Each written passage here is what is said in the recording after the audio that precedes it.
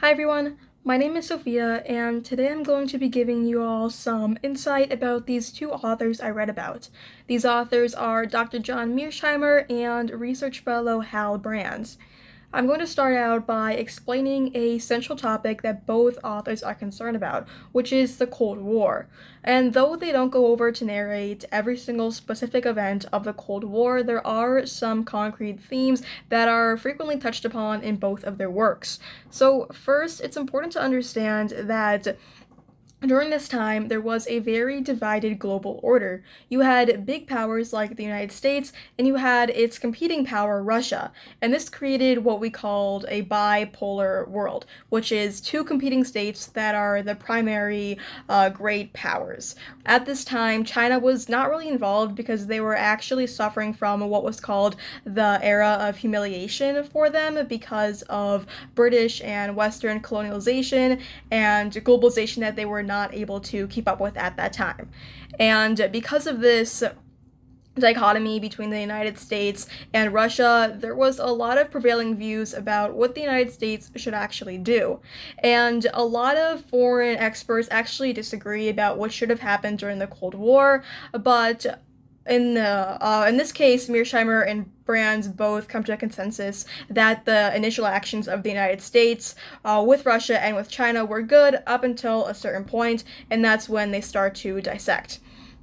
We can look at the map and see that the United States is a part of NATO, a global alliance based around the military and defense efforts and mutual funding from each other. And Russia is not. They are part of a socialist country at this time, and they are actually competing against the United States in many aspects, which is what we call the Cold War.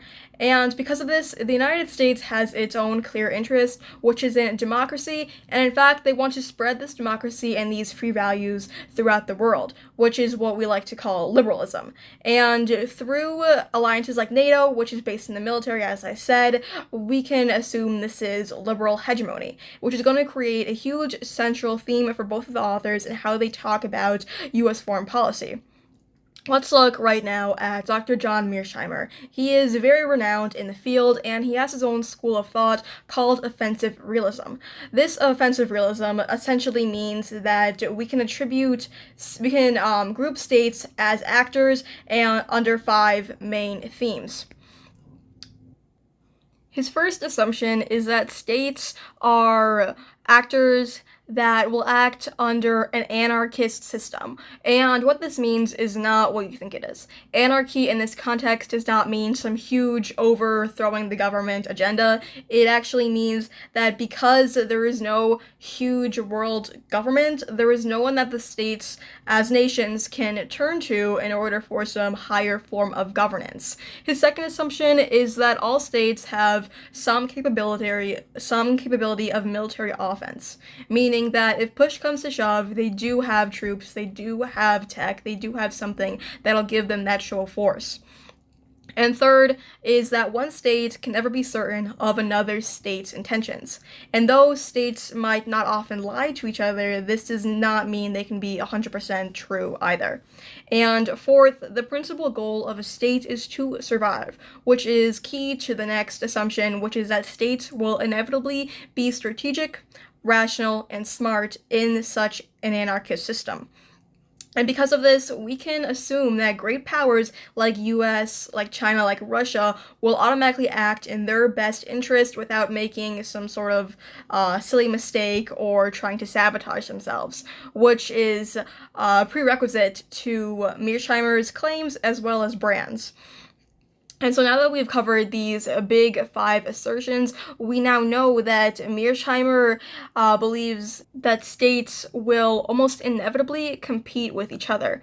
And because of this, it creates a danger when there is more than 1 or 2 states that are in control of the world. So right now, we can see prevailing powers like the United States, like Russia, like China, all competing with each other. But this is what we call a multipolar framework, where there's more than 2 powers who are in the central axis and trying to dominate each other. And this creates something inherently unstable, which is why Mearsheimer criticizes a lot of the Cold War policies that led to China gaining so much power. And in fact, China is one of the biggest threats that Mearsheimer claims exist to the United States.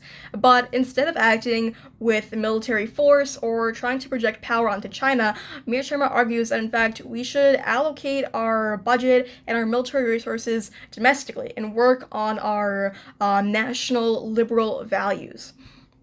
And this is quite different from what Hal Brands thinks. Hal Brands is a research fellow, and he publishes a lot more articles than Mearsheimer does, but a lot less in-depth theory-based books. But Hal Brands has a little bit of a more popular foreign strategy with the current US government, which is his version of grand strategy. And what that entails is basically exerting military force, intervention, and using that show of liberal hegemony to protect US interests, but also making sure that national security is protected through going abroad and intervening in these sites, like maybe third world countries, like areas in the South China Sea which are threatening US interests, like protecting Taiwan and Ukraine and possibly Israel. And because of this, Hal Brands has a very different view on the impacts of liberal hegemony. A lot of Mearsheimer's offense about the harms that liberal hegemony brings to the United States revolves around the term endless intervention, which is that once the United States keeps trying to get involved in these foreign conflicts, it will never stop. Where do we draw the line? At some point, it's an overextension of our military budget, of our time allocation, and in fact, it drains the United States. Hal Brands, however, argues that even if all of these things are true, that is not a reason to not intervene. In fact, there is benefits that outweigh those harms that we should focus on. Once we pursue liberal agenda outside of the United States, it will take a preemptive role in preventing future conflict, future genocide, future humanitarian violations. And not only that, but it'll help maintain the United States as the strongest power. And that will be the biggest impact and actually help the United States the greatest in maintaining their security interests and future agenda for them.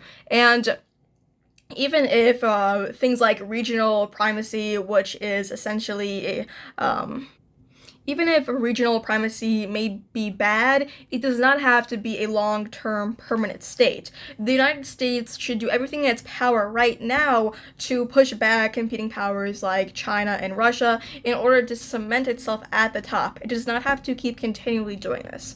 Instead, it should be used as a stepping board for future US interests that involve long-term protection of economic, health, and military sectors. And because the threat of Chinese and Russian imperialism is so great to both authors, there is a consensus that something needs to change, that there needs to be reform. However, Mearsheimer's vision involves a retreat from foreign policy and involves more allocating resources at home. However, Hal Brands wants to expand and extend the military in both a show of force and also with aid and possibly diplomacy to secure interests. And so this is where we can kind of see Brands and Mearsheimer differ. I will put Mearsheimer right here in the green as a libertarian leftist because he has announced that he will vote for Bernie Sanders if he runs again, and that is why he is down there in the little green corner. And Hal Brands belongs up at the authoritarian right because even though he is doing these things in what he claims are humanitarian rights and preventing things like climate change, he is in fact arguing for an extension of the US government and in a way that is traditionally conservative. So